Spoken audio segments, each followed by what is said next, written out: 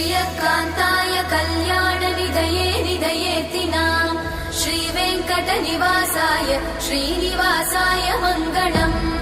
Lakshmi सविभ्रमालोक सुभ्रूविभ्रमचक्षुषे